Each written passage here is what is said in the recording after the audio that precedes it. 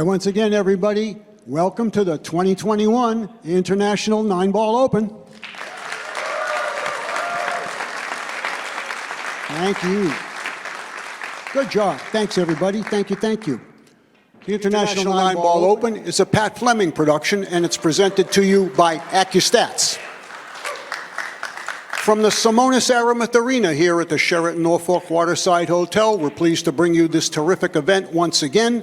And we also want to express our gratitude to them for being such great hosts, as well as a special thank you, as always, to Diamond Billiard Products, our great industry partner for providing the best equipment in the business.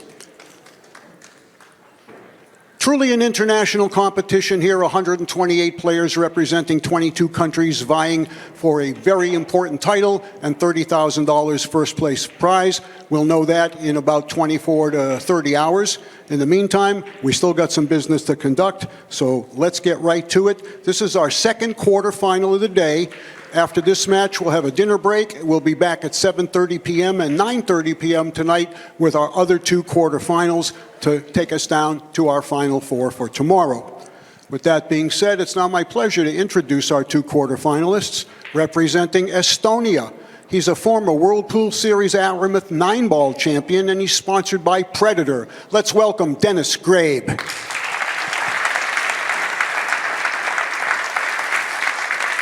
His opponent representing the Philippines. He's a two-time Derby City 9-Ball champion. Among his other accomplishments, he's sponsored by Doug Beasley Cues and Clutch Shot Billiards Apparel, ladies and gentlemen, known as RoboCop. Please welcome Denis Orcollo. Okay, good luck, gentlemen. Please lag for the break. Your official timekeeper is Miss Julie Ha. We're going to send it upstairs to the commentary box, to Mark Wilson, and to the voice of Accu-Stats, Billy Incardona. Take it away, guys. The best matches deserve the very best color commentary, and for that we have Billy Incardona. I'm Mark Wilson, and Billy Orcollo looks to be a man on a mission. Yes, he does, but don't count out Mr. Grabe. He's played several matches on this featured table, and every time he's played a little bit better and better and better. I really feel this is going to be a very closely contested match. I have it going down to the wire with Orcollo eking it out 10-9. This is a race to 10. Orcollo's won the lag. He'll be breaking off, trying to make the one on the side. The cut break. Sometimes gets action on the 9-ball, too, with that break as the cue ball goes sailing through the pack. Dry break, but a compliant break. He's playing the shot on the one. He'll just force the cue ball down in between the 3-7. It's not much margin for error on this shot, but he should play the 2 in the same pocket. He may even follow it between that gap right there, playing the 2 in the same pocket. Now, interesting where the 3 is, where the 4-ball is positioned underneath the 5 and the 8. He's taking a look at it now where he needs to be. So therefore, the most likely play position for the 3 in the upper left corner. Not much cue ball movement at all. Cue ball should move maybe 4 or 5 inches to the left of the red 3 for position for the 4. He would like a little bit of an angle, which he's gotten. He'll just draw it back a couple inches here. And he'll accept a long shot. Denis has worked so hard. I've watched him. He worked 6 hours yesterday in this practice arena and then a good bit this morning, too. So it's not like he's not warmed up. Well, Denis Orcollo has made it to this level of the tournament. You can expect to see him go at least this match and another one, if not being in the finals. But that's how well he's been playing. But once again, don't count out Grabe. Denis is not going to lose this match. Grabe's going to have to win it. Yeah, that's a good point right there. We know Denis is going to play well. Well, both Denises, as a matter of fact. Grabe came way from behind yesterday to claim his match. I believe he was playing Oi. It was a remarkable performance. Oi played quite well also. You notice how he played shape for the 7 in the upper right-hand corner as opposed to the upper left-hand corner. The reason he did that is because now he'll come down on the left side of the table where the 8 ball becomes much more accessible with that route.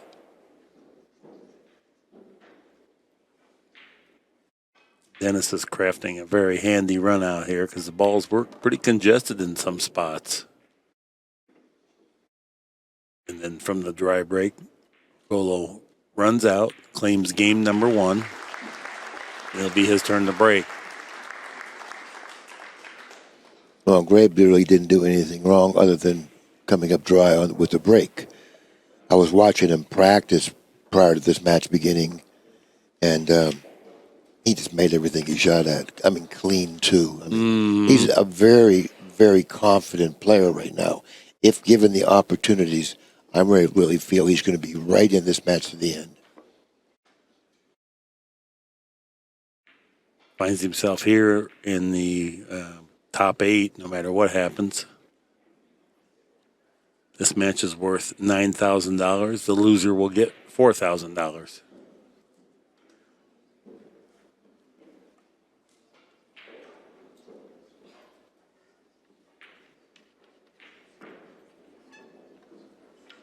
Dennis likes breaking from the extreme left side of the break box, which is 9 inches either way of the head spot.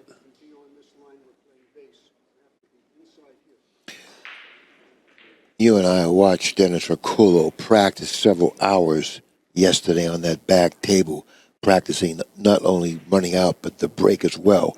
He wants to make sure that he knows how to hit this cut break so he doesn't, he doesn't end up faltering and not qualifying to stay at the table if he pockets a ball.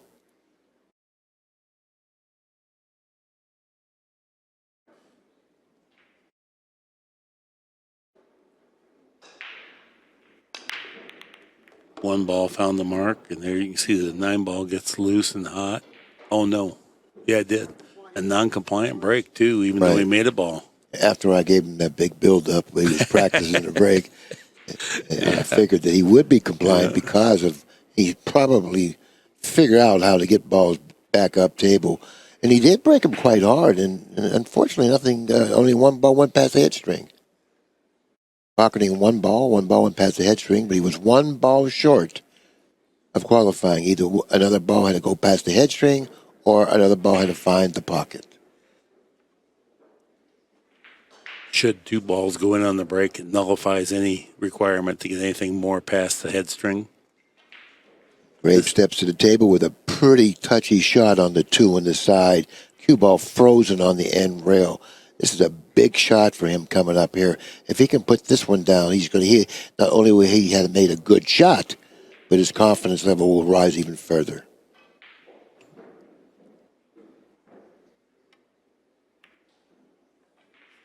Man, nice hit. I see what you mean. Boy, that was straight as could be. And hit it with a very soft speed, which actually made that shot play a little bit tougher. Looks like he's fallen a little short of the mark, but you can't really blame him for that, considering where he started from. Yeah, no, that was a good shot. I'm sure he's glad to get through it. He's looking to play position for the 4 in the corner, which is I like what he's doing here. I think he's going to draw around the 5 here, unless he can draw a straight cross table. That looks to be good speed. Yeah, he's on the correct side of the 4. That'll send him cross table for the 5. Now he has to come up with, well, I guess any type of angle will suffice with the 5, considering the position of the 6. It's kind of funny. The 9 ball is just above the 4, so if you chip the 9 ball, if you don't really get into the draw, you can get underneath the 9 as it moves, and it'll move the cue ball away. If you brush the 9, sometimes you can even get the 9 in the way of the 5. So Right. I think you'll avoid hitting the 9 altogether and just accept a slightly longer 5. Well, he brushed the 9. Just like you called it. Okay, now he's got a little bit of a problem. Not only does he have more distance than he wanted, but he also is straight in and near the cue ball resting an inch and a half or 2 inches from that cushion is going to really complicate the execution of the shot. Had he cued that ball just fractionally higher, he could have been about the same distance, but he could have had the angle, and the 9 ball wouldn't have brushed out here either. So he was going to have to play from here no matter what. It's just that he could have had a little bit better time bridging it and would have had the right angle. He's going 2 cushions toward the 6 here. That's a great shot. Well, he made a real nice shot. He's going to have to make another one. He's off angle on the 6. He's going to have to cut it to his right. And in doing that, he's going to have a very suspect cue ball. He's going away from the 7 here. He's got some problems here, Mark. Yeah, if he tries to hit downward, you can scratch. You can hit the point on the side pocket, and then that adds a little difficulty. You can barely miss the shot if you try to manipulate the cue ball. Oh, he's going for the side. I didn't even think that pocket was available. Good shot. He's at the table, and he knows exactly what he needs to do, and he's certainly doing it. Yeah, this will be a nice opening to the match for Denis Grabe, too. He's already made 3 difficult shots in this rack, not because he played bad position. It's just the way the balls were laying. So therefore, if he gets through this rack, which it looks like he is, he's going to feel awfully good about himself. Well, just the way you said he warmed up. He had to roll that ball into the side to start things off, and then he had to fashion a couple of nice position plays and a couple of good executions. That 2 real power topspin to get on that ball down in the corner when he got 2 straight in after brushing the 9 was the big one. Yeah, very nicely executed shot, as were the other couple that he had, Well, this is going to be a spirited performance here by both players. You can see that. They're both here to win. 1-1 is our score.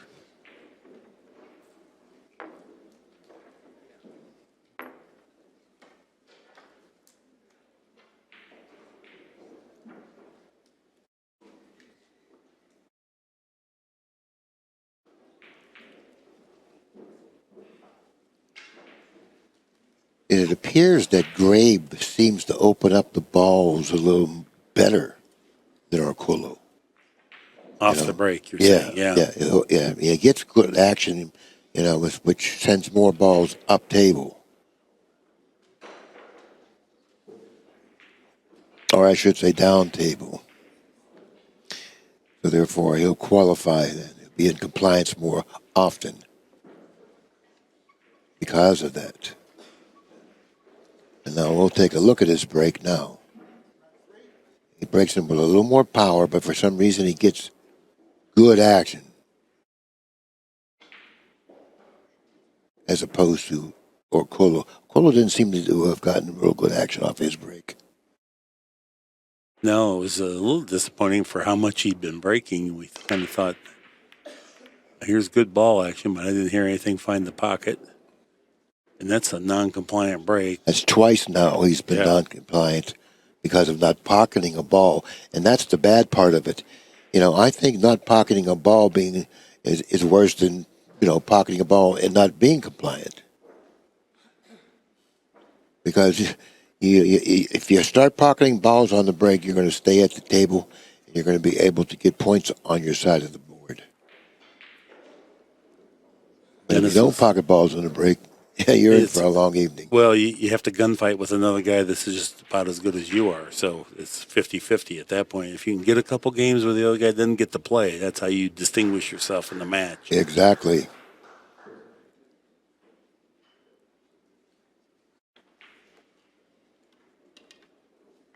He's either going to have to use inside English or a lot of outside English. Oh, no, excuse me, the 2 is to the left of the 3. I thought that it was playing the 3 there. I thought the 2 was gone. But of course, hitting downward with side spin and draw. He wants to be to the right of the 4 here. Got to be careful to not hit it heavy. He's not going to make it. I don't think he did. I don't think he cleared the 5. It's a close call, and you can see he's clearly going to have to consider what he's going to do. That's the debate he's going through right now. He can go rail first. I thought that he was going to play position in between the 5-4 for the 2, staying away from the 5. That looked like was natural to me, but he wanted to get close to the 2.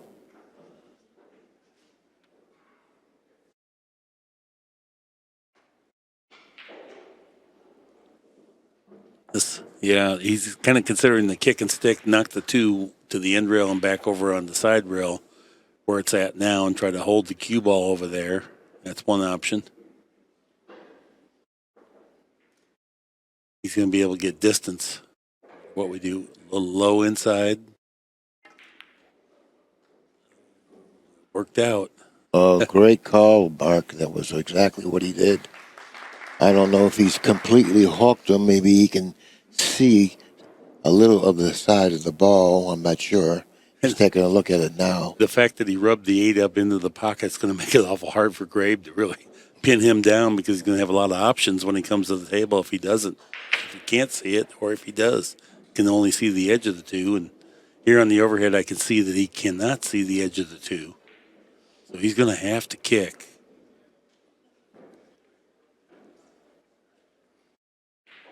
Yeah, this is not an easy shot at all. If you kick the short way where you're going to hit it, there's nothing much that you can get out of it positive. If you kick the other way, it's much harder hit because it's not a natural angle to get to the 2. You'd have to create that angle. I think he's going to end up going the short way and make sure he gets a hit and just hope for the best. You know what he could do here? He can just roll real softly on the 2 with his speed. If he has good speed, just roll real softly on the 2 in hopes that he leaves an awkward angle. That 8 really hurts him on that shot. Yep. Well, Orcollo, the beneficiary of a good kick effort. Playing safe. Not much work in this rack other than the 5 to the 6.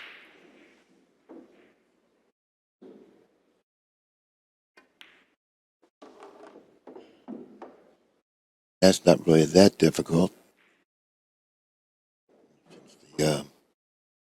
I'll take a look at it. He can get pretty straight in. He can force it down the rail for position on the 6 in the upper right-hand corner. That's going to be the extent of his work for this rack.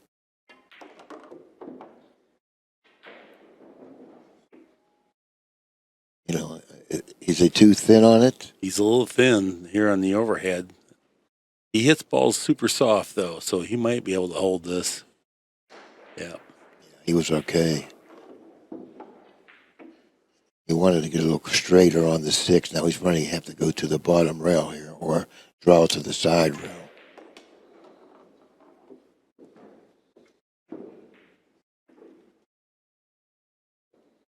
Eight balls hanging in the corner.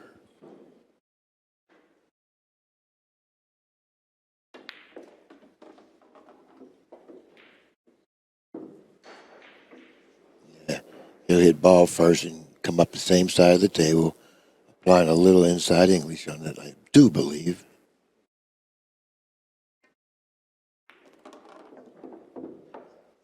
That wasn't nimbly handled. Perfect position. This would be game number 2 for Denis Orcollo. 2-1 is our score. Oh, we got some more great matches coming up, too. I was looking. Next up will be SVB versus Shinahoff. And then you have Albin Ocean versus Mika Eminen to close out the evening.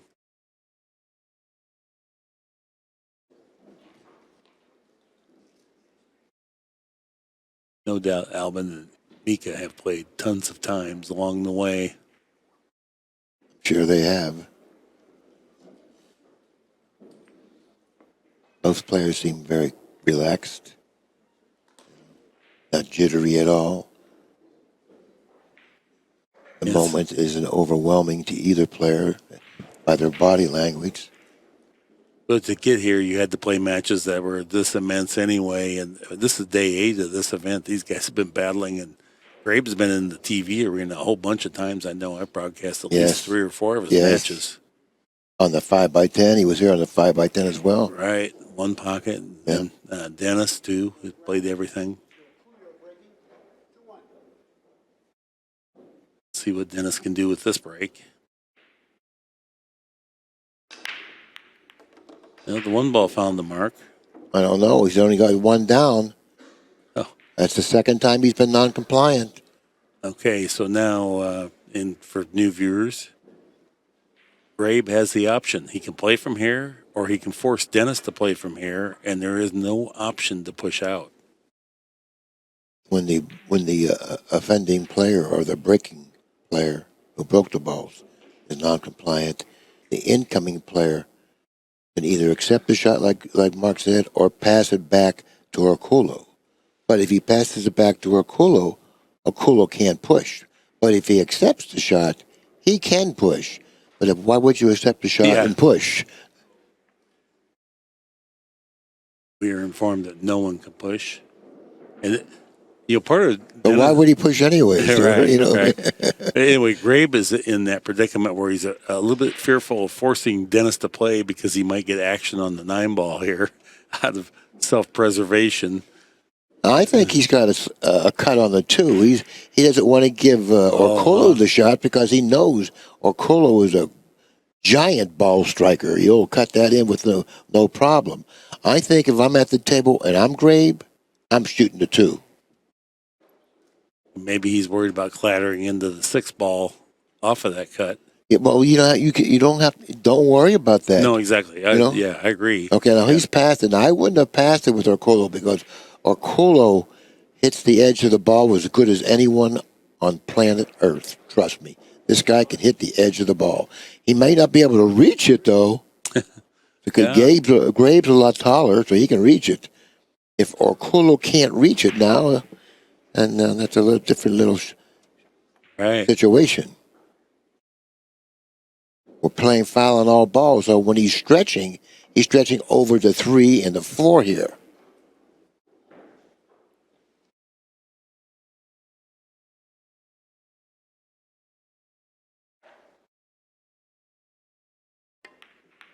Wow, good call, Billy. He cut that in like it was nothing. Yeah, I would have shot that shot if I was Grabe. Not so much as I feel that I can make it, but I feel that he's going to make it. Right. You know what I mean? So I'm not going to take my chances, him shooting. I'd rather be at the table. And even if I miss it, there's a chance that I might not leave a shot. Right. Well, you're likely going to have overcut the ball in that circumstance if you do miss it, which means it settles onto the end rail, and here's a cue ball down table. So I don't think he has a pocket for the 3 here. He's going to look at it and play some sort of a safety. Probably put him behind the 6, maybe. He's going the other way. It looks like he's dressing the table to go the other way. I kind of like putting him behind the 6 here.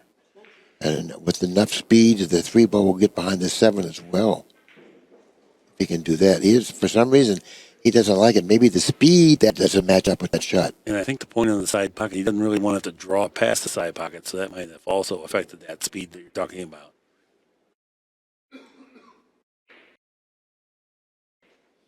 Oh, that's pretty good right there. I don't know if he can see the 3 or not. It's going to be close. I think he might be able to see the 3, though. Yeah, Dennis flipped his wrist as he walked back to his chair as if to say he did leave edge of the 3. Well, if he can see the 3, then he can pocket it, but that's just part of the problem, pocketing the 3. After pocketing the 3, he's going to be a distance from the 4. The 4 ball's positioned in front of the cue ball now. So therefore, he has several problems coming up. The first one starts right here.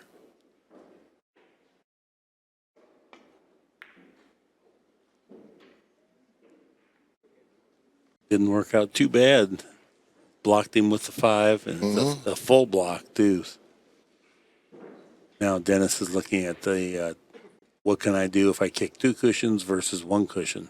I kind of like 2. Well, no. I don't know. Because 2 cushions sends both balls up table. If you come the underneath side, yeah. Oh, okay. He would try to kind of kick it down past the 7 ball here and let the cue ball filter over, hopefully behind the 5 or the 9. Yep, kick the right half. Oh, got very fortunate. Well, he Very played for fortunate, that, though. yes. Yeah. So, yes, you're right. It's good fortune, but it was also good percentage Right. play. Fortunate meaning that the cue ball ran into the 5, and it impeded the progress Yeah. of the cue ball. So therefore, had that not happened, he would have had a look at the 3, a tough shot, nevertheless, but a look at it. Mm-hmm. These guys extract every small fragment of a percentage. That's all factored into the decision making, and then they support it with great execution. Solid impact, legal hit, not rewarded. Not at all. That was like he left him like a ball in hand situation here with the 3. Right. The 4 is going to be treacherous to play. I don't think it easily goes into the side pocket. You have to go down in the corner. We both know how tough that is. And he's got to be careful with the speed and the direction here because he wants to get far enough down table. Yeah, you can just play for the bank. I think that's what Dennis's thought was, just play for the bank. That's what this shot lent itself, but he didn't get quite back as far as he might have liked, but it's still bankable. Yeah, that's doable for sure. Watch 2 cushions in the side here. Captured the bank. Now is he going to get behind the 7? Oh, he's okay. The 5. The old camera had me. I thought we were going for the 6 next.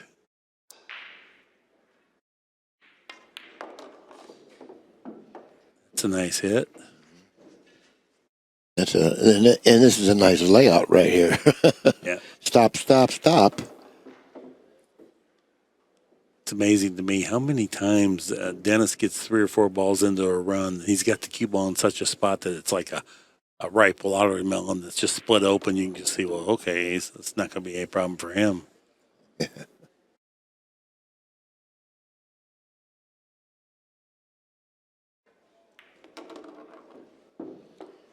Game number 4. He's looking to lengthen his lead. I thought that was a really interesting rack because there was some good judgments used through that rack to capture the game for Denis Orcollo. Yeah, there was a lot of cool shots in that rack. A lot of nice safeties. A lot of nice kicks. Last night, Dennis was playing his match. Trying to think of who he was playing. But he used 3 or 4 really unusual shots. He had a bounce topspin length of the table, just straight in, and he couldn't create an angle. So he hit downward on the cue ball, bounced it out to the left a little bit, and then arced forward and then all the way back down. And that's way over my head. yeah, no, it was so beautiful to watch, and you could see that's what he was playing for. It was a shot you do not see used very often.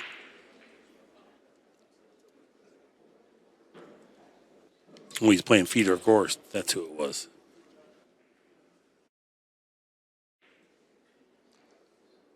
Now Grabe switched position with the cue ball. The last time he broke the balls, he broke them from the other side of the table. This time he switched to the, he's going to make the 5. No, he's going to make it. He's come up dry again. That's the 3rd consecutive break that he's failed to pocket a ball on the break. He's complied. He's complied with the break, but he can't put a ball down. And if you can't put a ball down, you got a problem. Right. In our last match, especially if you're trailing. Go ahead. Aranis was 10 for 10 or 9 for 9 breaking. He was making balls right and left. So, and here it is with just one match later on the exact same table with the exact same template. The players are having a little bit of trouble. Well, Dennis is having a problem complying. Grabe's having a problem putting the ball down. Right. Aranis broke and ran 5 times in that last set. So not only did he put the ball down, but he get a shot, and then he just ran right on through the rack. Hard to beat somebody that breaks and runs out 5 times going to 10. No, how can you? You got to run out 5 times with your 5 attempts. And on his other innings, he was playing great. So it gives you an idea how tough that match was for Al Shaheen. Mm-hmm. Al Shaheen, to his credit, he played great too. I'm really impressed with the way he plays. He's played excellent one pocket with limited experience, and in the 9 ball, I mean, he's right there. You know, I was really, he's fairly young too, isn't he? Yes, he is. 24 years old, or No, he's older than that. really? I can look it up for you. I had it written down here. There's no sense to not use it. Let's go. Didn't have it. But he's a young man, nonetheless.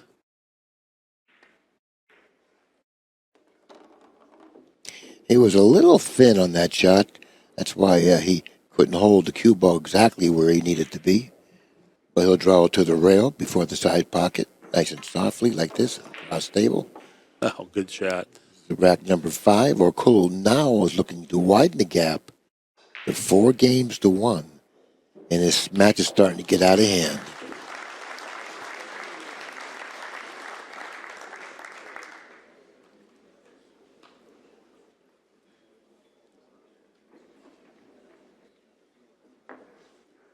Here's our rack track. Orcollo won the first, Grabe the second, and then 3 in a row now. And Dennis will be breaking here.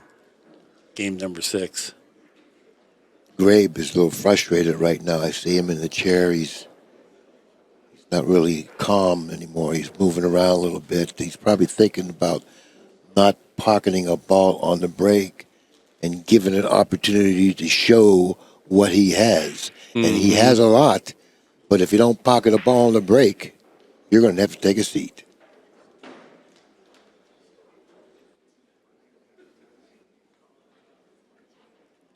Dennis kind of, Orcollo, Dennis Orcollo, because they're both Dennis, but he really loves the left side of the break box. I don't remember him breaking from the right side at all.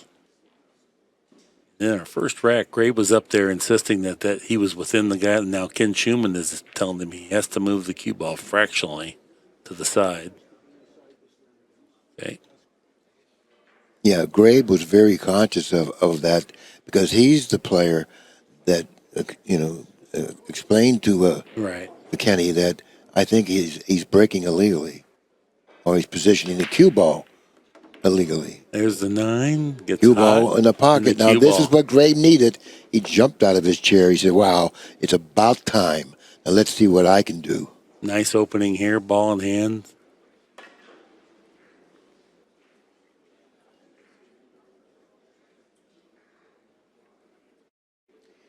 Yeah, the ball seemed to have been favoring Orcollo up to this point, but momentum doesn't stick around. Stick around long. Right. You know, while you have momentum, you got to take advantage of it. And Orcollo did.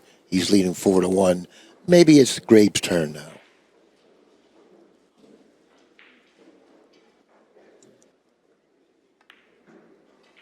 It's kind of funny in a lot of these matches, and with this high quality play, there'll be kind of like a boxing match that's pretty close. You're going to get hit a few times, and then you get a chance to hit back, and it's just it's not just a nice, easy advancing through these matches. If you're waiting for one of these two guys to miss a bunch of balls, it's just not going to happen. You've come to the wrong place. Yeah, he made a nice shot playing shape for the 3. He got on the right side of the 3 to draw the cue ball down the right side of the table, getting in perfect line for the 4. So that shot, his first opening shot from the 2 to the 3, was a big shot. And maybe it didn't appear that way, but if he got on in line on the 3 to get to the 4, that was the crux of the rack here. In other words, that was the problem area.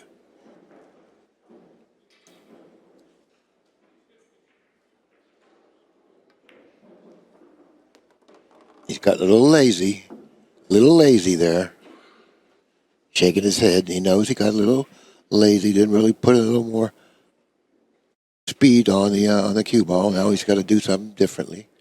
Instead of just playing a simple position, he may have to go across table No and question about it. And play the 7 in the upper right-hand corner. The side pocket's now no longer an option, considering how thin he has to hit at the 6.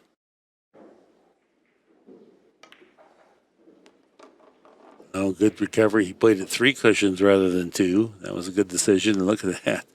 Got right back in line in one shot. And he got in perfect line. I'm certainly sure he's glad that's over. But He really did a nice job playing shape on the 7. Right. Stop, stop, and stop. Game number 6.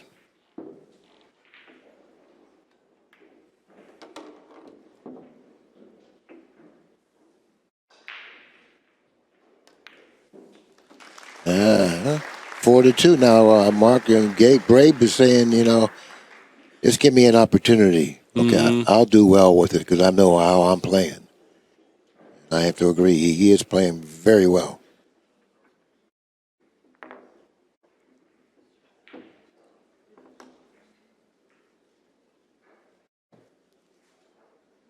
Terrific audience here tonight.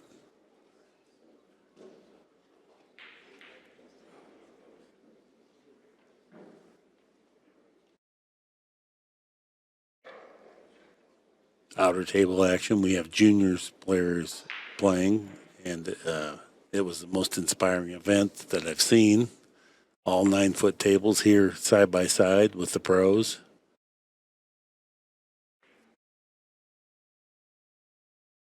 I talked to a bunch of the junior players, and boy, they have good attitudes and are interested and excited to be here.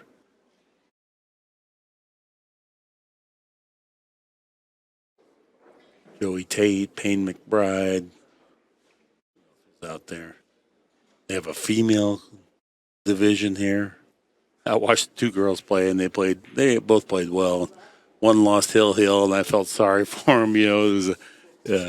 They broke her heart.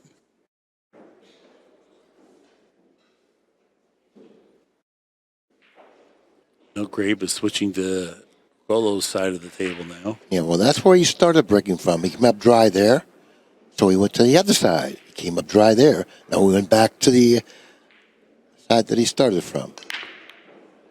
One ball. He made the one. He's in compliance there.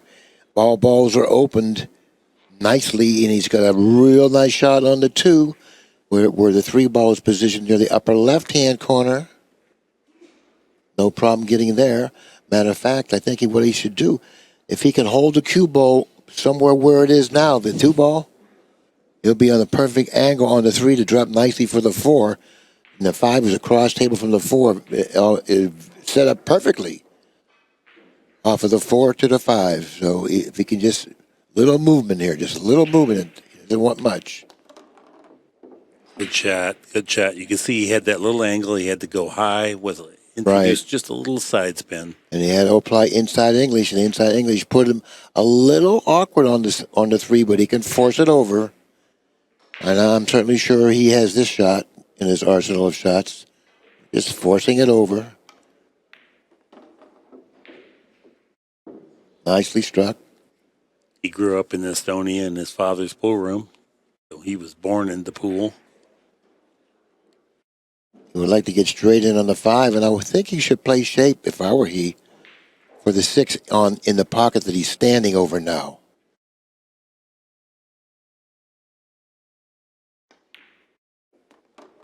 Well, then he may have draw it back then if he's going to get on that side of the ball. Had he been on the other side of the ball, then he could have played it in this other corner. But now he can just draw it back slightly and play the 6 in the corner. Nice. Now, since the 7 ball was so deep, he may want to go 3 cushions around on that shot. So if he opts to do that, then he wants to get a little bit closer to the 7. Where the cue ball is now, he would like to be about 6 or 7 inches further down table toward the 7. Like that. Now he can go 3 cushions around. Now this shot plays a lot easier than going straight back, because you might get awkward. Yeah. On the 7 going straight back. And 3 cushions around is the correct shot here. Make sure you understand the shot. He played for it, so I'm certainly sure he understands it.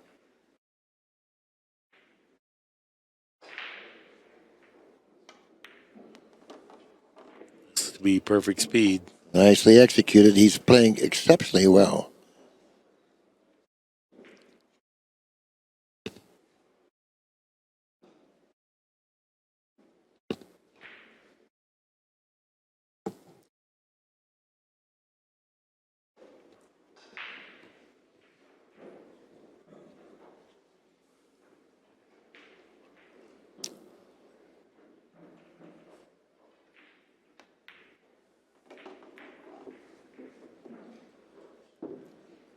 game number 7, we're looking at a close match here. It can't get any closer at this point. Nice break and run out there by Denis Grabe. First one of the match for both players. Well, he really liked the way the balls opened up the last break. No problem complying. He pocketed the ball, controlled the cue ball nicely. Has a nice shot in the opening for opening up the rack. His problem is trying to bottle that so it can happen again and again and again. But it don't work like that, does it? Rarely. No, Very rarely. Sounds great on paper. That was always my plan. Yeah.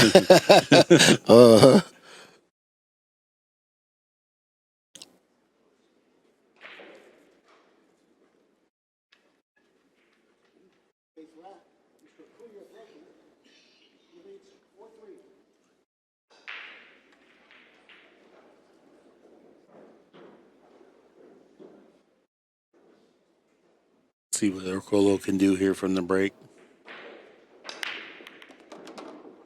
This is going to be a great break. Looks like he has a shot too, Billy.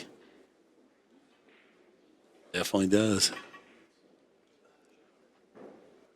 Well, you can't do anything about that, Mr. Grabe. You sit in your chair. It's like a standard 2-cushion position. He'll introduce just a little bit of left English to make sure and take that side pocket out of play. Go right on over there between the 9 and the 7. Is he going on the? Can he cut it thin enough? He can just go one rail. That's what he's doing. 2 rails. Oh, okay. That way, speed wasn't an issue. He could just go ahead and play it all the way down, and then once it left that second cushion, he's always going to be in good position. Exactly, and also he really increases the accuracy of the hit with that type of speed, and doesn't have to use side spin with that one. Now he's falling a little bit short. Shouldn't be a problem because he's close.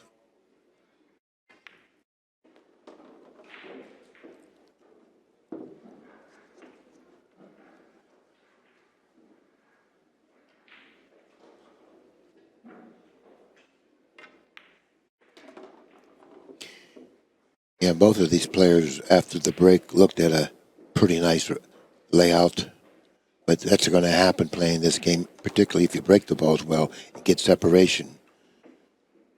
It's those racks where the balls sort of like start to get congested, and, stuff like that is going to make the difference here. Who's going to win this match? But Orcollo will now have a 2-game lead, so he's definitely got the edge.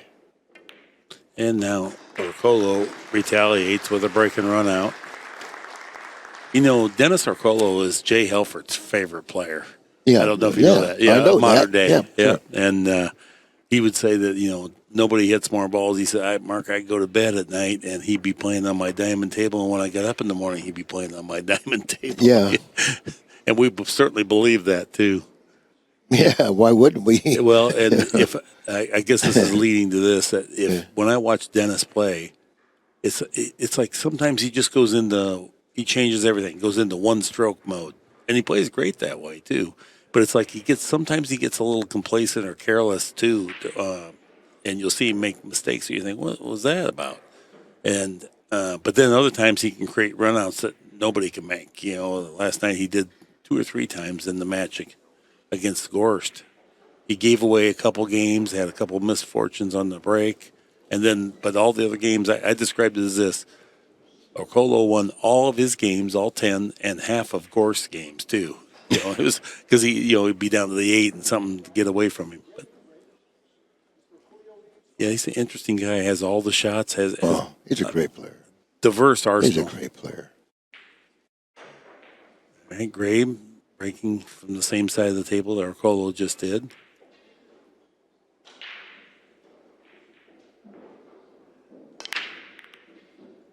One ball did not go down.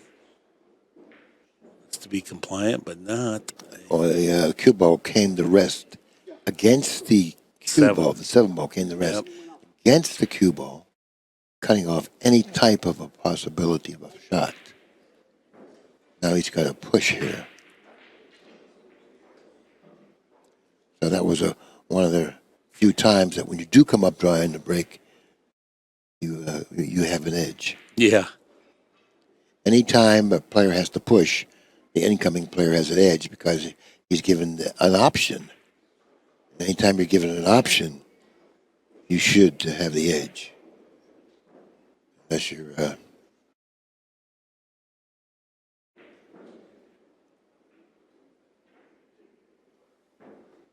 inexperienced. Yeah.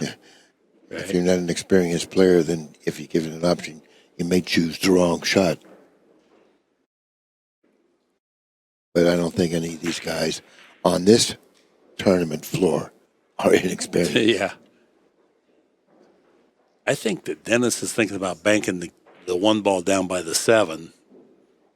But you have to hit the 1 so heavy, you have to be cautious about flirting with. If you hit it a hair too heavy, you can scratch in the corner going through the 1.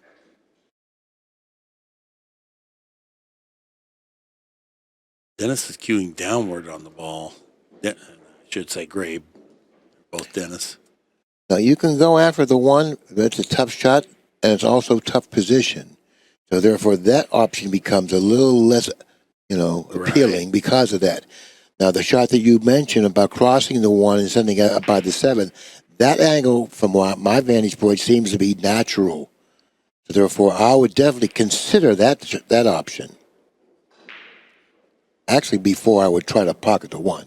And I don't know exactly. It was odd. What was he trying there? Trying to pocket the 1 and just mishit the 1, I guess. But he missed it by a good bit to hit the 9. Whatever he did, I'm not quite sure he realized what he was doing.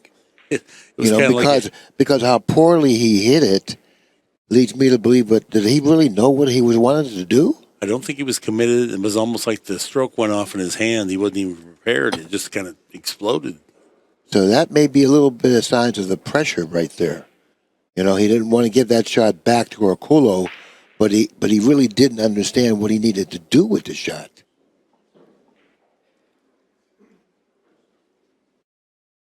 Ever so important that you're very committed to whatever your decision is, because then it looks like that, where there's uncertainty about what you're even attempting.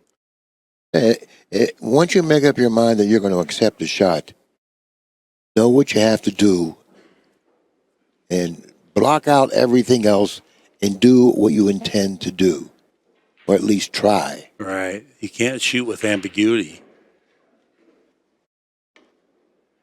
How'd he do? Little double kiss. Might not be much worse for wear.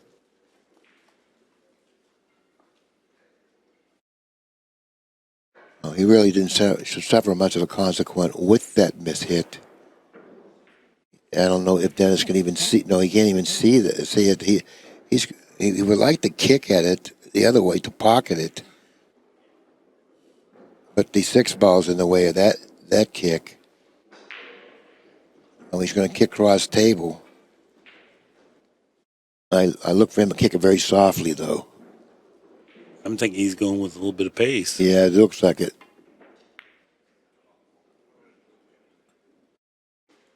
It was a solid impact. Didn't come out the way Dennis had hoped, but that was the chance he had to take. Now, this is a pretty comfortable shot here in terms of playing shape. The cue ball is going to naturally go down table where the 2's position. It's going to go to the right, on top of the 8, and possibly maybe into the 6. But maybe it's going to get closer to the 8, and maybe he'll be able to knock the 8 down and in position the cue ball where the 8 is. He's playing down on the cue ball, so he's going to try to stun across the table. Yeah, it looks like that's what he's trying to do here. Wow, beautifully struck. Looked like Jim Rimpey on that shot. And the cue ball settled near the cushion, leaving him a real nice angle to float up table, I should say, for the 3. Now the 4 is positioned behind the 7, near the upper left-hand corner. So he would like to get straight in on the 3. If anything, he wants to favor cutting the 3 to his left. That way, the interfering 5 ball won't be a problem.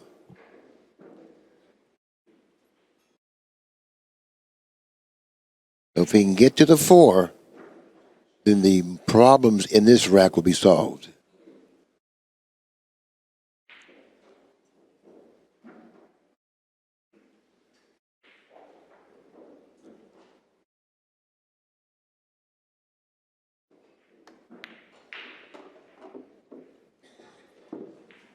I don't know.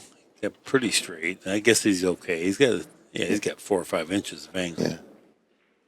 I was going to say you can always go rail first. If I go rail first with this, I don't go forward. I draw it a little bit. Yeah. Keeps you off the rail. He didn't.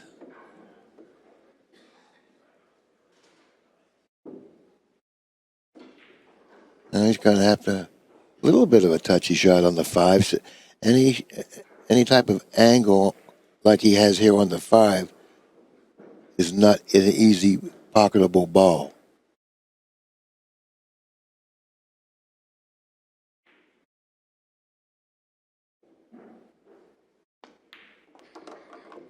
Boy, nice shot there. Work the cue ball a little closer to the 6. Yeah, I kind of like going to the side rail here. See where his hand is? Yeah. That gives you much better speed of the shot. In other words, you won't overrun the shot nearly as often as you would if you go straight up and down. So going to that side rail really gives you a lot better feel for the speed.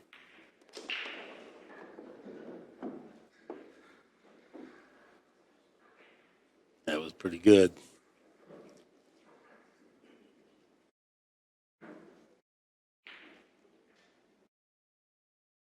Now that 8 ball's deep, so he would like to probably get straight on it.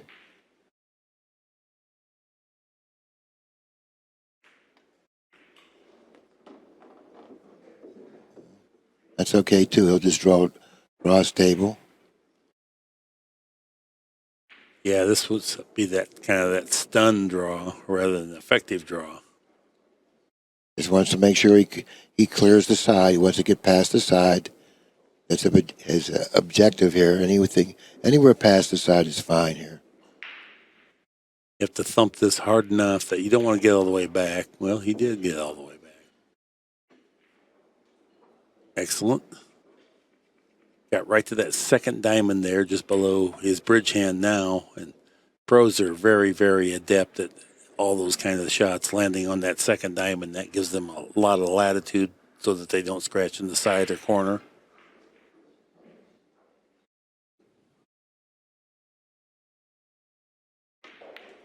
Five, 4 is our score.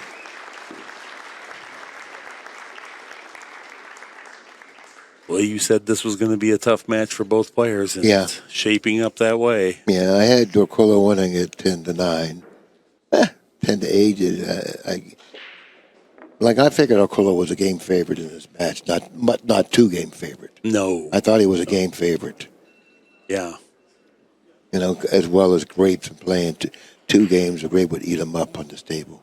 And then if we give you 20% juice, will you go for it?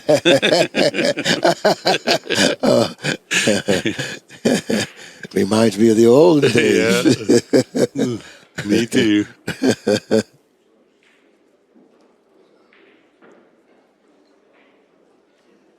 But you got to really take your hat off to Grabe. It's going to be a test of will, and he certainly has shown that he can stick with him if given the opportunity.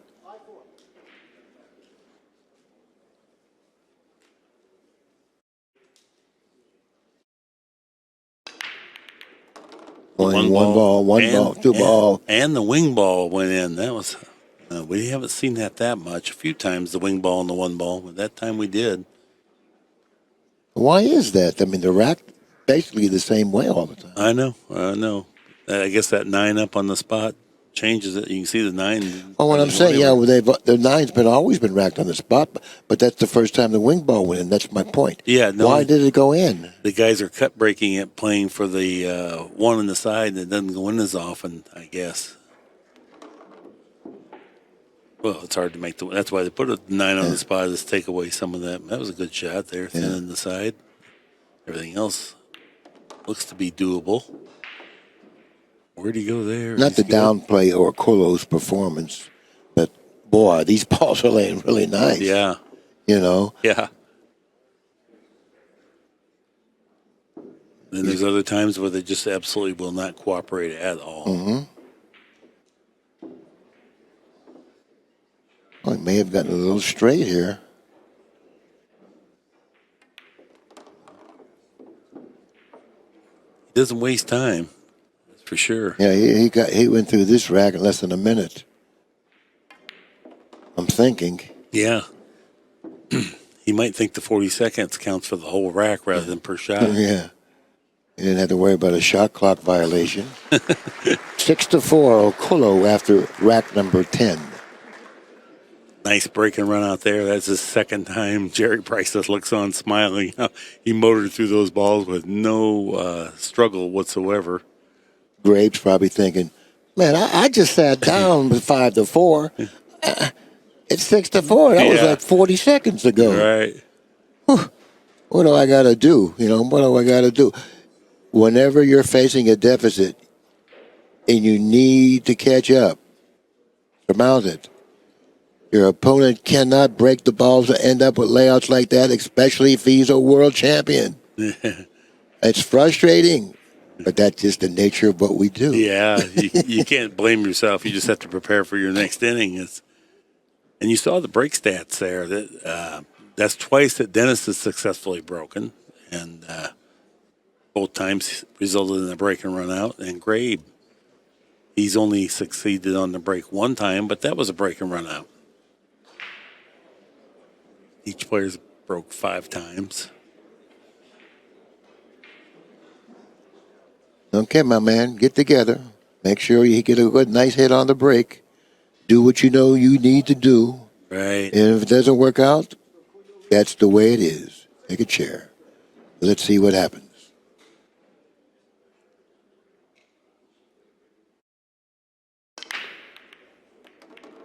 Pocket the one on the side. The 2-ball, he's going to have a shot. He's going to love it. Some type of a shot. The 3-ball is positioned cross table to the left of the 8. 4-ball by the 2 near the side. It's this opening shot is the big one for this rack. He's got to draw it back and accept a longer shot on the 3. But that's kind of okay because the 4 is close at the side. So he doesn't have to move the cue ball much for position for the 4.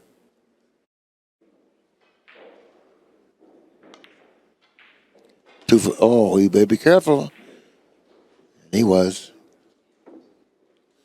If you draw it back, then you can play position for the 5 by shooting the 4 on the side, going 2 cushions up table for the 5. And then you swing out of the upper right-hand corner 2 cushions. Because he's going to need to draw it back. He doesn't want to go forward here because going forward, I think he can end up with a problem.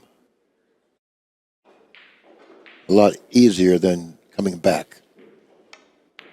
Okay, now. Good hit. Okay, now he's got a better angle than to go follow and go right across table. He would like to end straight in on the 5. That way he can play the 6 in the side and go up table for the 7. But he's got to put a nice stroke on this. He wants to go across table, make sure he hits that second cushion.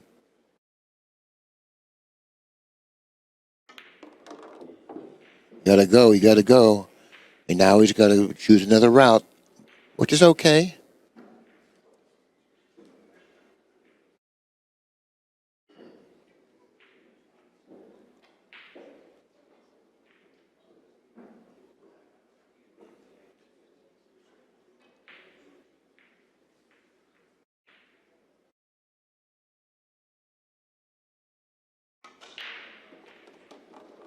It was a little thin. Yeah, his speed got away from him there. Yes, it did. He doesn't like it either. All he can do is just float across the but table. But you got to regroup. You got to regroup, and that's what he's doing now. Yep. In other words, get away from that negativity there.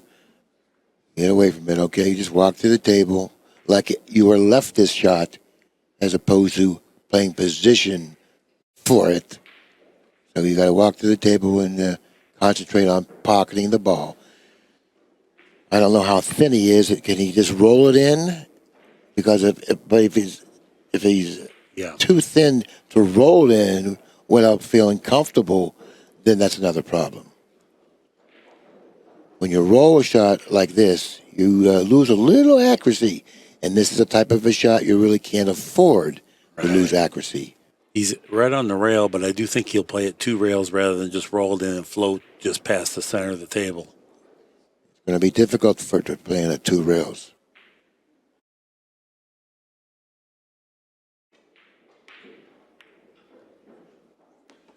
Nicely struck. Man. That was a huge shot.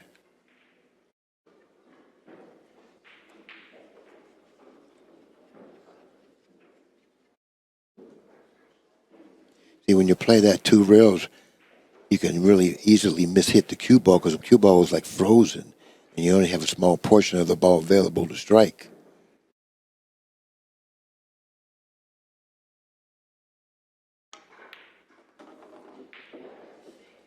Playing it 2 cushions around. A really good job there. Certainly was. That shot required better speed, but it does. It does give you more accuracy hitting it with that speed and with a little low right ball. This is a little awkward here, though. It's not natural. So he's going to have to do something a little bit different here with the cue ball. That's right. I have to check this shot, hitting about quarter way down on the cue ball, forcing it over. It's a little awkward. He did another nice job there, Mark. Yeah, really good. Graves fought through a tough rack here. Right, it was very tough. I like the way he takes his time and collects himself because he wants to make sure he puts a good stroke on this ball, too. Yeah, and I like that about him. He takes his time. He really doesn't really want to shoot until he's totally prepared. Gather his thoughts, make sure he takes care of business at hand.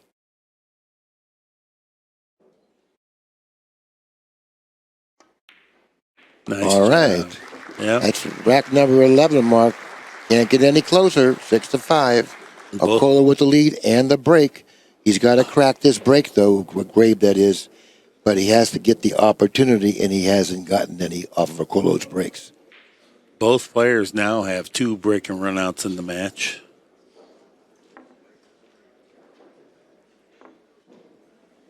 These are all fiercely contested matches.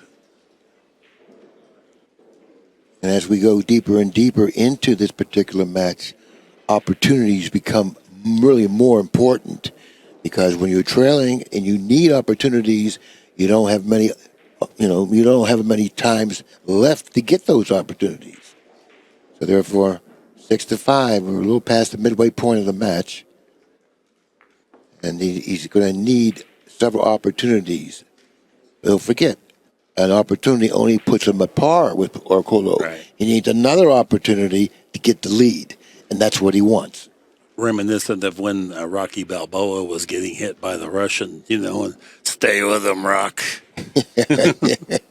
Just hang right on in there. Yeah.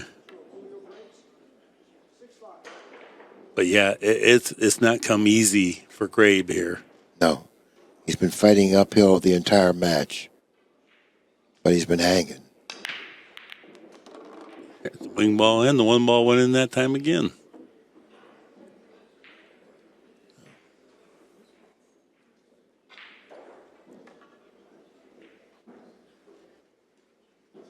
Can he back cut this ball with control? I think he can. He'll draw the cue ball, slow it up, or he'll spin 2 courses. He's looking to go toward the 3 here with an outside ball. Now, he doesn't want to hit it hard because if he goes towards the 3 and hits it hard, he may put the 3 out of play. So it's going to be a delicate shot here. Yeah, this would be a pretty one here. Float in for position somehow. Got to rub the 4 or the... Oh, he was able to take that all the way out. Wow. Pinch it in there short. That was a route that I did not consider. Now, the 4 is up table next to the 6. Now, he could draw one to the 5, and the 5 will stop the progress of the cue ball here, if he can do that. Or maybe he doesn't have to draw. He was looking at playing the 4 in the same side pocket the 3 goes. Oh, I had the balls mixed up. I thought the 4 was up table. I do that more often than I should. Now And I'm really not colorblind. they're so similar from our vantage point and distance. It's easy to confuse them. Especially off the monitor, yeah. This is not that easy into the side pocket, however. I mean, it's certainly makeable, but you got to make a good shot here. Yep. Yeah, he didn't even threaten it. Uh-oh. This is the opportunity that Grabe needed.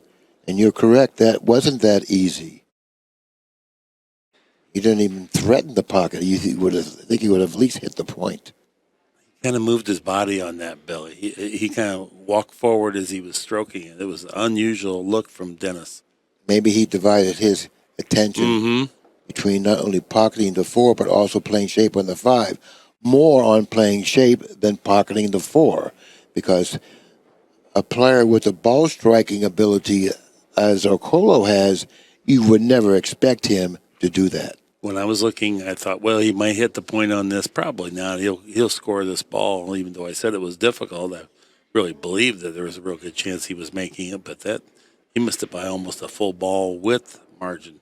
Now, he would love to bank this, but I don't know if he would gamble on that, considering that he probably doesn't play much banks. It's hard to make yourself bank a ball that you can make straight in. Yeah, well, I didn't exactly know what type of an angle. No, I mean what I mean is, you wouldn't have to travel the cue ball, and you would have more certainty. But he wanted to make sure he got that ball down. And if he didn't get around like this, then he would deal with it 10. Now, if he's able to tie up the match at 6 apiece, he's going to have a slight edge because he'll be the breaker. He'll be breaking him if it goes hill-hill. But at this juncture of the match, it's going to only be a slight edge. Mm-hmm. When we talk about world-class elite players, 9-foot table, break, how often do you think they break and run out?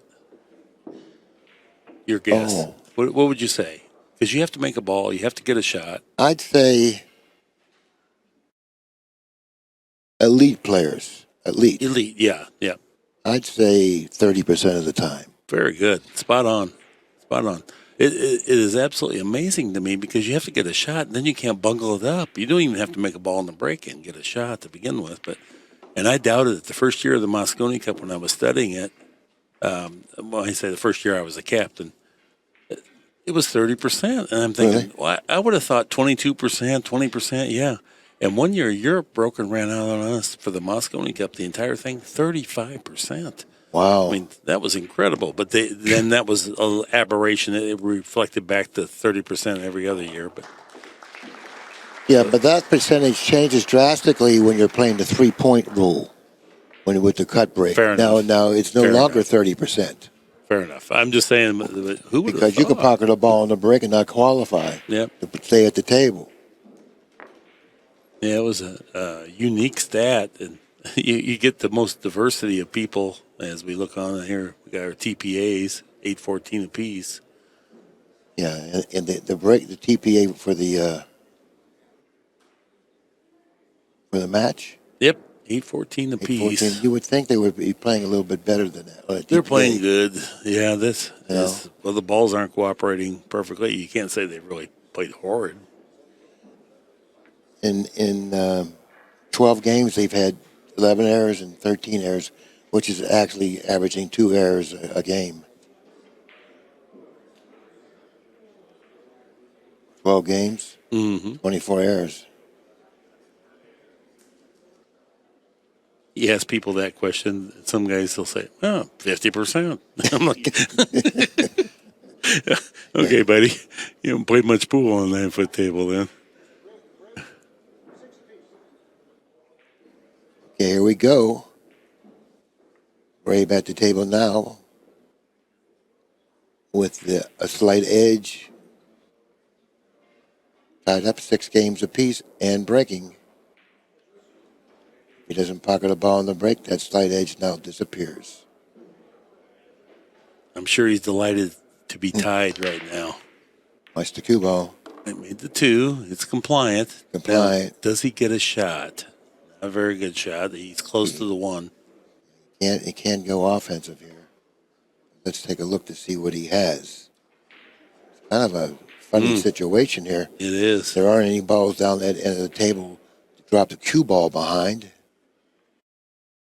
A lot of balls are close to the rail, too, making hooks a lot more difficult. I mean, does he try to float up onto the 7? That's a lot of travel now. There's traffic there. Well, he was fortunate Came out of not that to good. hit it in the face. He was able to get the 1 ball on the rail, and then he was able to introduce the 7 ball between the cue ball, so that was a good result. Kind of wondering, is he going to kick this with some speed? Yeah, I think so. If he, there's nothing easy to play here. You don't want to hit the upper half of the 1 because the cue ball goes right into the 7, so he's going to want to hit beneath it. Dennis is down on one knee trying to see if he can go in. If he could come off the back rail and just go softly into the 1. I kind of like going soft here. I think, well, he's not going soft, but I kind of like going soft. Going to the second rail into the 1. Yeah. Not on top of the 1, just very softly. I think he'll end up with a better kick next time he comes back to the table. Right. That would be all he's trying to accomplish with this. Is get himself back to the table one time. How's the he ball? left him. He left him kind of stiff here. Real tough. He would like to cross it, but I don't know if he can safely miss the 5 by crossing it.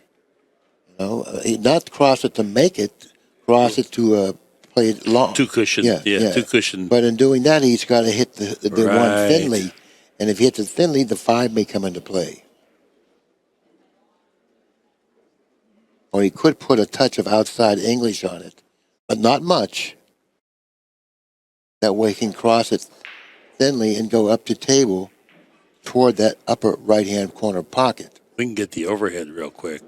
That'd be great. Billy's saying the cue ball's tracking this way. He wants to cross it, wants the 1 ball to go here and filter down with the cue ball coming all the way back down, or maybe even get behind the 5 ball over there.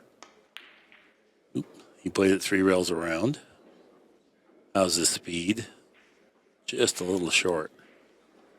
The idea was good, but you'd rather err on the strong side with that one. Yeah, exactly. You're going to shoot that shot. You want to make sure the 1 ball reaches that bottom cushion. Even at the expense of your cue ball being right on the rail. Here he played the cue ball on the rail, but he didn't quite get the 1 ball to work out perfect. That's a lot of travel on the 1. Got to hit it good to get to the 3, though. Not much margin for error with this shot. It looks like he's going to be okay, not great, but okay. Yeah. Now, he doesn't want to end up straight on the 4, but the 5 is fairly close to the pocket. It's not going to be that bad. But the 6 is also on the same rail. He's going to have to play position for that ball in the same pocket he pockets the 5 in, or else if he cross-banks it in the side. I'm getting pretty much ahead of myself here. Well, he played 2 cushions around just so he wasn't straight, Billy, and that the proximity of the 4 ball really laid nicely to go 2 cushions because it wasn't even remotely in the way. He would like to play 3 cushion position on the 5, go for the 6. In perfect line to do that. Yeah, that was well crafted.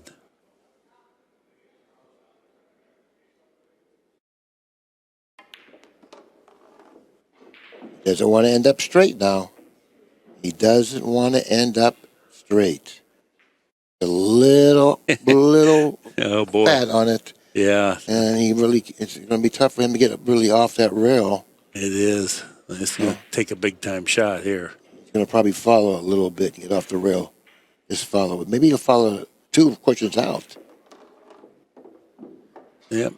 Yeah, it's worked the cue ball just a little closer, but he's more importantly online here to use a little to draw.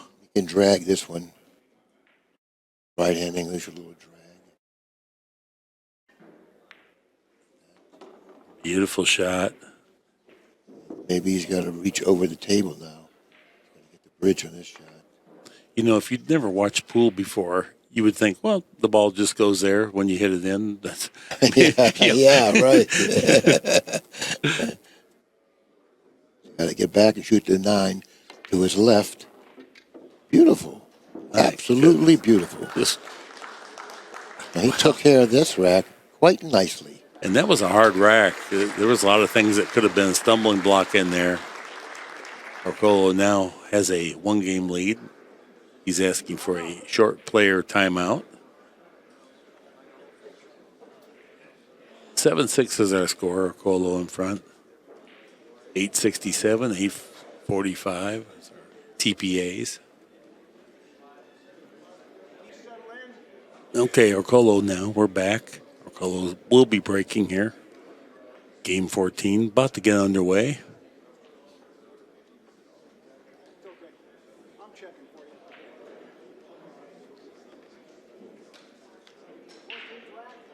I always have to remind myself we're going to 10 games. I'm so familiar with 11, but it's 10 games is what we're going to.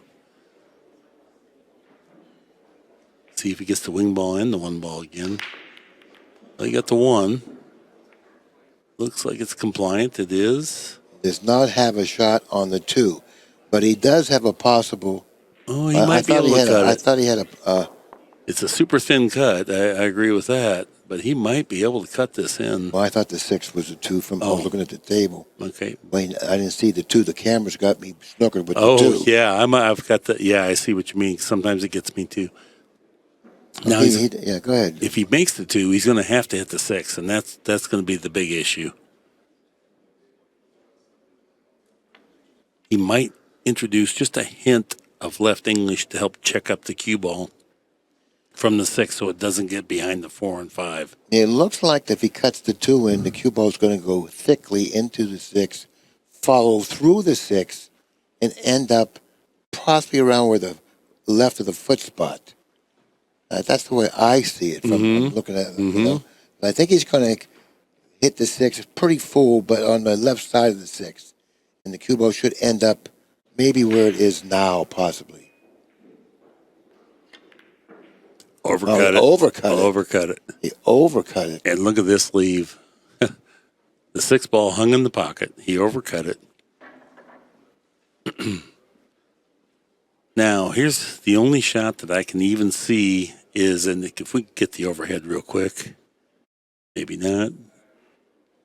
Anyway, lag down between these 2 balls and just ease up on the 2, which it generally doesn't work out good, but what else do you have here? Okay, now don't forget, now the 6 ball is also a possible option with a carom or something, so therefore he's really uphill, looking uphill here. Yep. Okay, really, he might have to hit this with some speed, because I don't think I would want to. Okay. Well, he's going to roll it, but look, well, now watch this. The 6 ball will be an option as well now. It's hard to turn out of this good, and it's hard to play safe from here because then you for sure leave something good on the next play.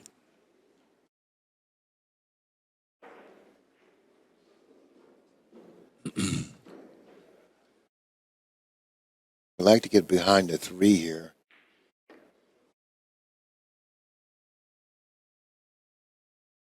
A little too strong. Left him a very difficult cut on the 2. He can possibly bank the 2 up table, billiard the 9 into the 6. That's really a, it's a really low percentage shot, but it's an option he can think about. He can hit the 2 with speed, maybe get lucky with the 2. I mean, I think you're better off trying to get some positive action with the shot. I think I would, because you could get lucky because the 2 is going to go into some balls, and you might get lucky and pocket the 2. You might make this 9 into the 6. Right. But what kind of a safety do you have? You don't really have a good safety from here. I think I'm going to have to go ahead and maybe hope the pool guards are on my side right here. Sometimes you have to take a look at, do I think I'm going to get a better chance, even though it's low percentage, but it'd be easy to lose from here. So what's my best chance to improve my percentages? And I think in this case, I like your option here to try to billiard into that 9. I think that's rock and roll here if I were he. Let's see what he does.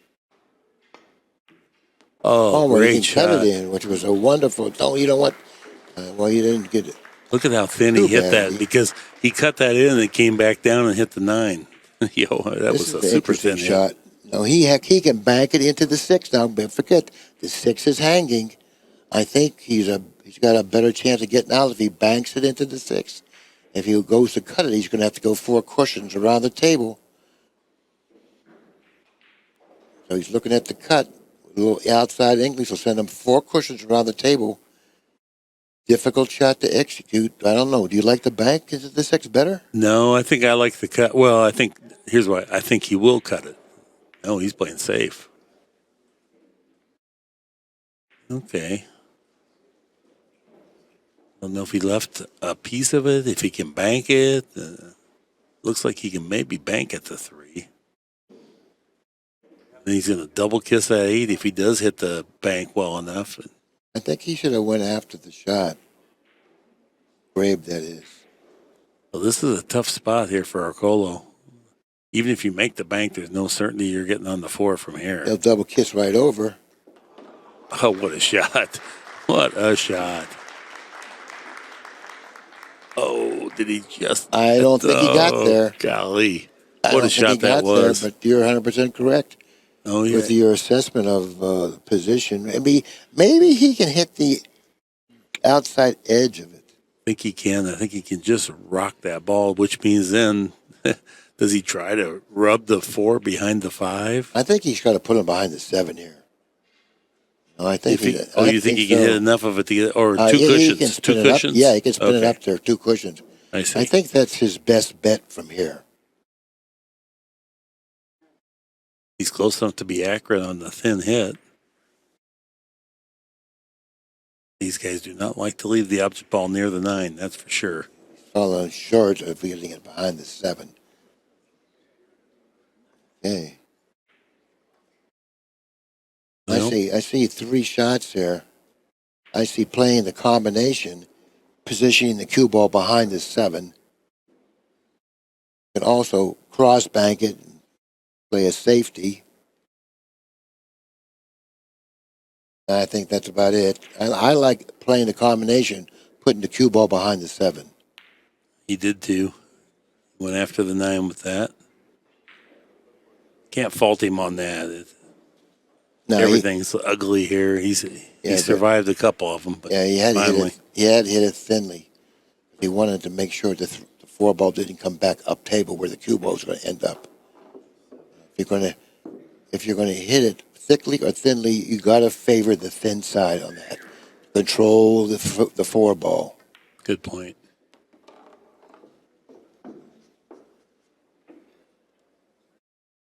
Polo's looking to widen the gap to 2 games. Like I mentioned a little earlier, it's getting pretty late in the match now to face a 2-game deficit. Expect to win it. That's why that last shot, Grabe, when he was at the table, was so important. Yeah.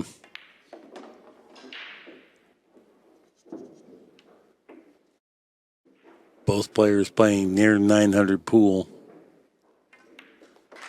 Those players are playing Near 900, 913 to 877. Right. We mentioned what the TPA was, 3 or 4 racks ago. We said they were both low 8s, 814, I believe it was. Yeah. But there was an error in the Just blame me. My calculations The were accounting slightly work. off, but we knew they were playing well anyway. Yes. Irrespective of watching the match, it wasn't like they're out there hacking it around. And these are 4 1/4 inch pockets too. Right. Yeah, Grabe goes on to lose his match. He can look back to that shot right there with a combination, because there was a professional side that he hit the 4 with, and a non-professional side. He hit it with a non-professional side, which allowed the 4 ball to escape that area of the table and go up table where the cue ball was going to end up. So therefore, that shot was just as much defensive as it was offensive. Yeah, exactly. But he Slow didn't take care of the percentage. defensive end of it. The other part, I didn't really want to say it, but I will, is that it was the second time where he was uncertain when he let that go. You remember earlier in the match when he jacked up. Yeah. That one, too, had that because he didn't really have that good pause. He wasn't really committed. Successful break here as far as making a ball. He's close to the 1, but not much offensive from here unless he wants to go bank and try to be aggressive and go right at the 3 ball with the cue ball, 2 cushions. He has not shown that willingness before, so I think we're looking at a defensive play.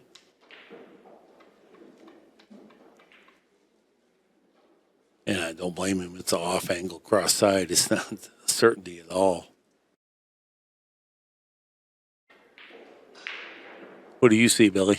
While the 2 ball's down, the 3 ball will be he'll have to play shape on. If he goes cross corner, getting on the 3 is going to be very difficult unless he can really accurately bank it cross corner and miss hitting the 9 near the foot spot, drop to the bottom cushion in the back of the 3. That shot is very difficult to control. Right. So but it's there, but controlling it is another thing. He's worried about scratching in that corner off the 9, possibly if he does bank cross corner, because he went down and looked at it. So he just went ahead and went all out for safety. Right.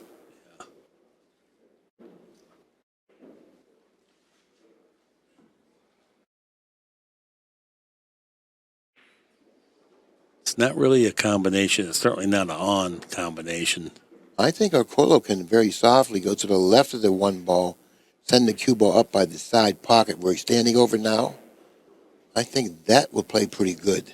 He doesn't want to come all the way down table. I think he can get a hook this way much easier. Super long bridge length here.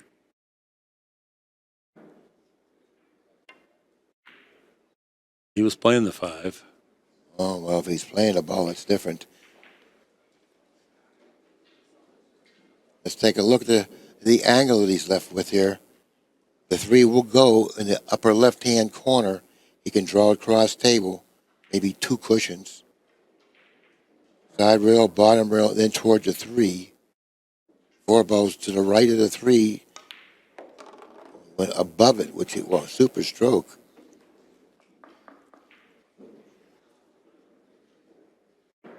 He needs this rack. If he loses this rack, he'll put Orcollo on the hill. Really can't afford that.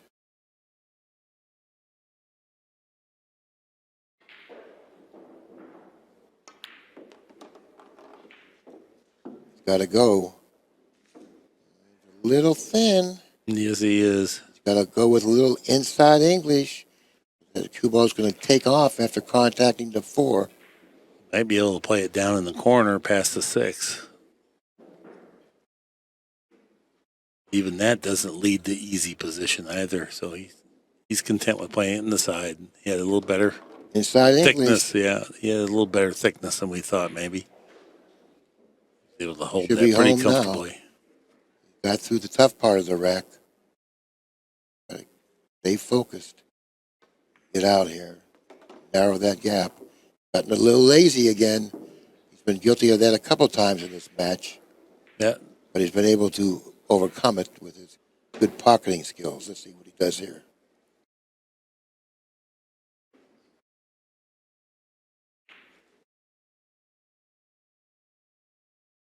Once you play an 80% shot, finally the 5th time you don't connect on the 80% shot. You know, so Go with an inside ball here. good hit. Nice. This will put him to within 1 game of the lead, and it's getting late, 8-7.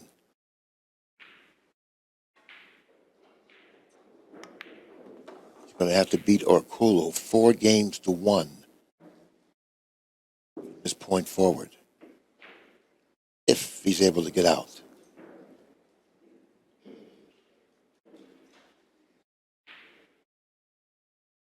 Yeah, he's looking at coming across the line, 2 cushions.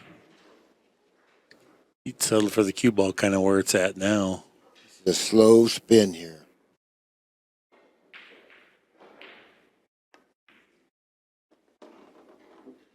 It's going to work out well. Yeah, might have overcooked it a little bit, but he's okay.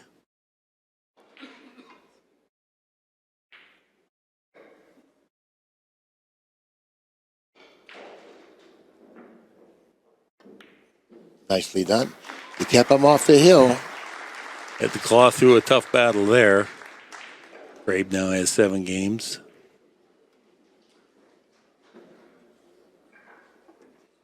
I believe it's Orcollo's break.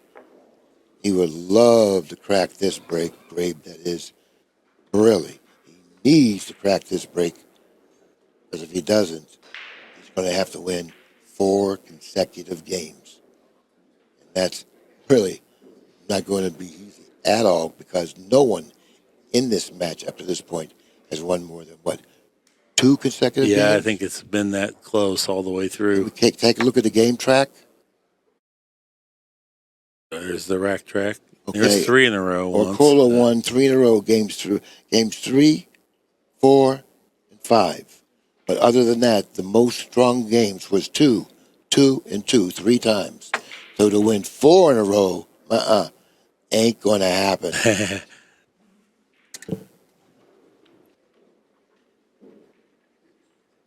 So Grabe must win this game. Left side of the break box.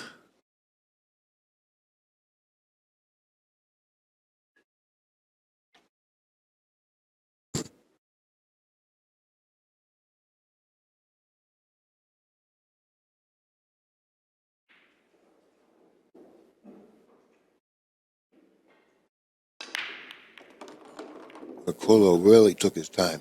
What's that 9 look like? Well, there's a ball that's blocking the pocket.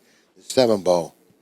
And if it is a little high, then that means that there's really not even a shot available. Look at the kid in Schumann. He's got to deal with this now. He's got 2 balls on the rack. Well, that's kind of like, Yeah. That's kind of like funny that not funny, but there's a possible carom 2 off the 9 into the pocket as well. So therefore, when he puts this ball back, that may change that carom somewhat. It's thin. The carom is thin. I don't think it'll go.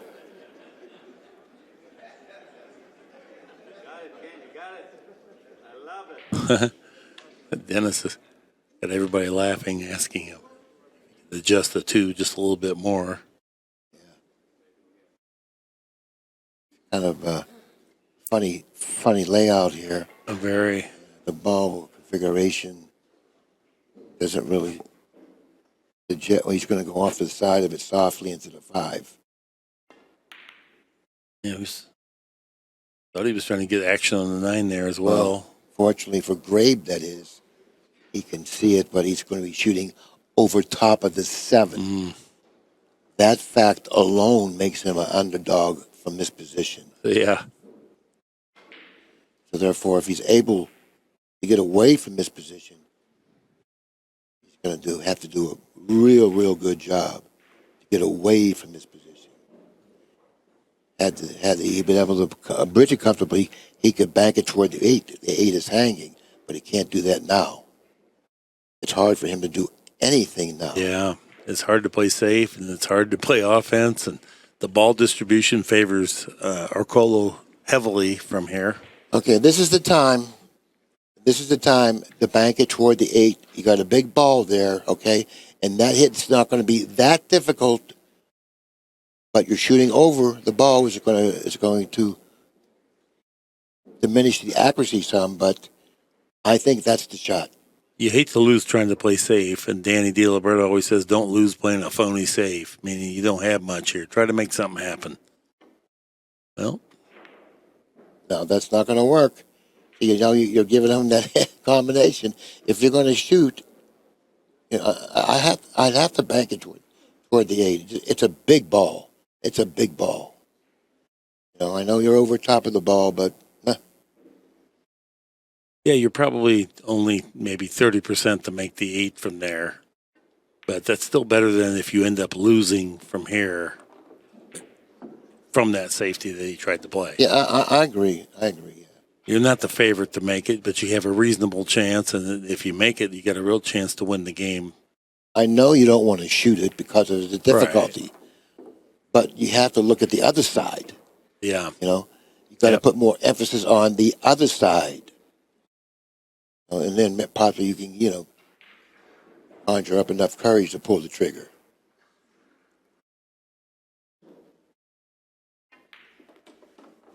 Hey, he's got the speed to go behind a 5 here.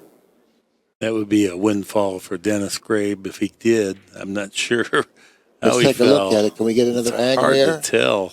His body language says he's okay. Oh, it does? Okay.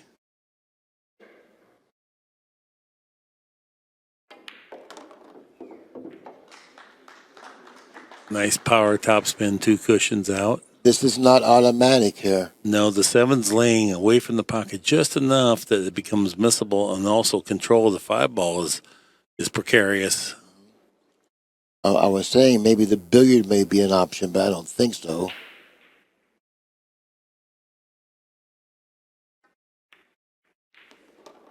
Oh, nicely played. This will put him on the hill. Real good control of that secondary object ball there from that pure hit. Okay, so trying to play the safety led to nothing here. It was a loss. And not that Dennis couldn't have messed up the run out, but I would have rather taken the chance to run out myself from there, even though it's low percentage. I agree. That's the second time in this match Grabe had an opportunity to play a semi-difficult shot as opposed to a safety. He opted to play the safety twice, and in both those games, he lost. It's easy to be critical from here, too. He's down there in the battle, so. No, he's played great. Don't get me wrong, okay? I just think that he should really, understand the importance of going for the pocket when you're playing an upper echelon player. Probably It's lesser players, he gets I mean? away with that defensive move. Exactly. It doesn't get exploited to the same extent that Orcollo can when he gets a free inning. And you're playing the safety where you can't even hook him. Right. You can't even hook him. Right. I always call that a naked safety. Well, you need 4 in a row, and it starts here. No, Let's 3 see in a what you row. can- 3 in a row. Oh, yeah, excuse me, 3 in a row. It starts here.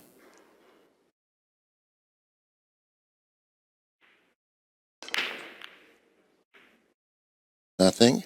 8 ball. 8 ball? Nope.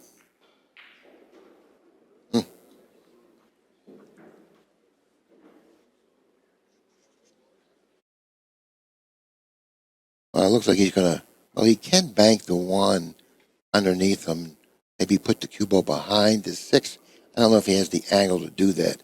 I think he's too much of a cut to do that. He might cut the 1. He's going toward the 8 with the cue ball here. He doesn't want to make the 2. You think he's cutting the 1? I think he may end up settling on cutting the 1. Wouldn't be a bad choice because he's going to have a good cue ball. The cue ball figures to go into the 8 off the 3rd cushion. At least that's the angle that I see because he wants to put like triple tip left English on it. Get to that side rail so he can get behind the 5-6.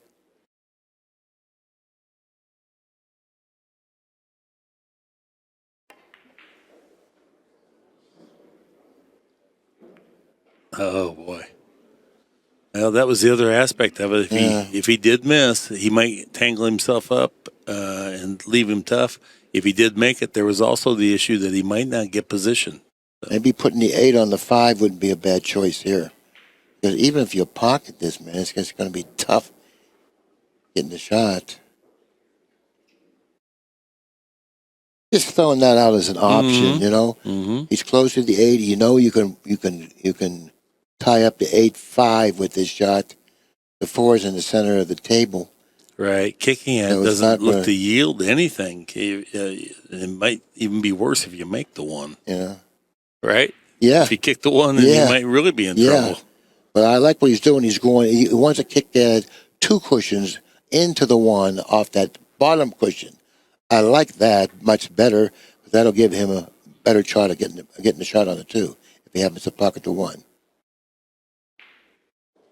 And I like what he's doing here.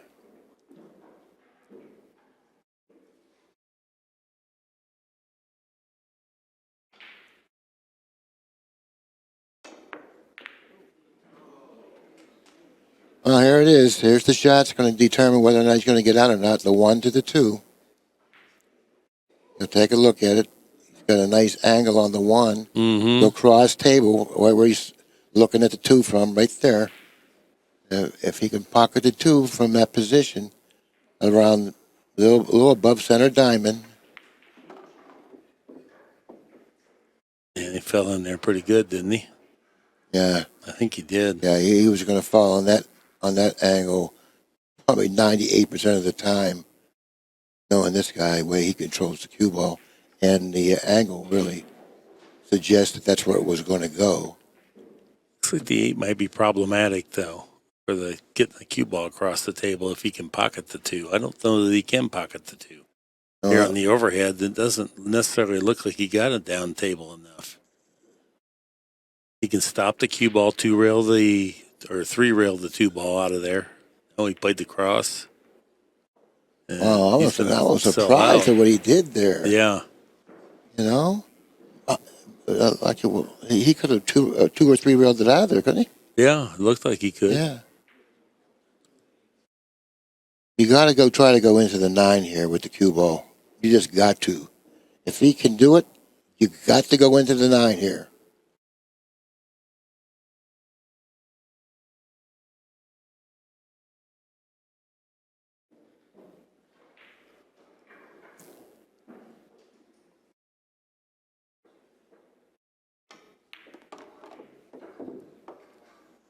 Now, what does he have? He's got a half a pocket on the combination. Yeah, that's distasteful for sure.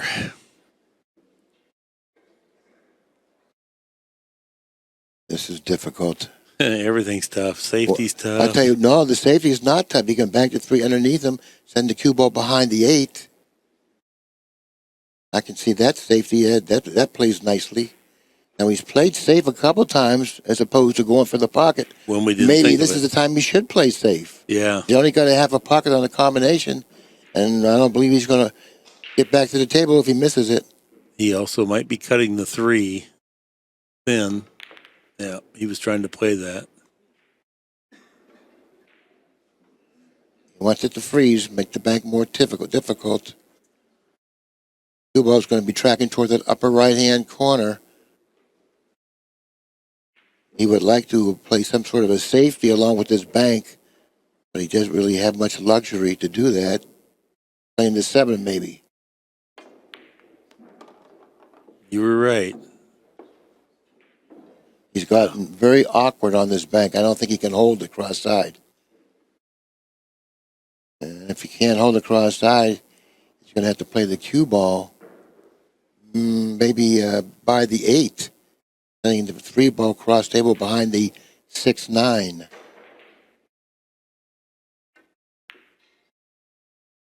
Could hold it. Now he's got to play position to get the 5 past the 6 up in the upper corner, I think, from this position. This is very, very touchy here. It looks like the angle suggests that the cue ball is going to go close to the 5. Unless he draws the 2 cushions.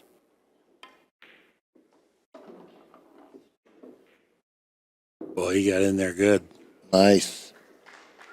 Very nicely done. Matter of fact, he's gained a position that he can hold it for the 6. Yeah, he can comfortably play this 5. Just get this ball down. Effortless. Looks like this match is nearing an end here.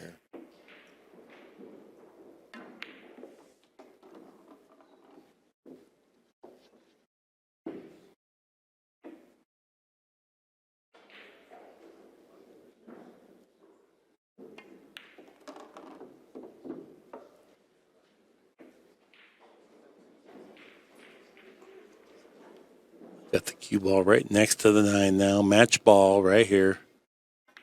And Orcollo will be back later.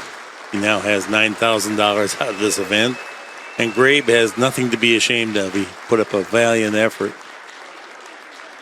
It was just not an easy match. Wasn't his execution. It might have been a couple of his decisions decided this one. Yeah, absolutely. I just think that his decision-making became a little clouded there a couple times. Not trying to play results, but it just... That's right. All right, everybody. This has been an Accu-Stats presentation, the world-class 9-ball. Thank you sincerely for joining us. That is our time for this time. So long for just a while.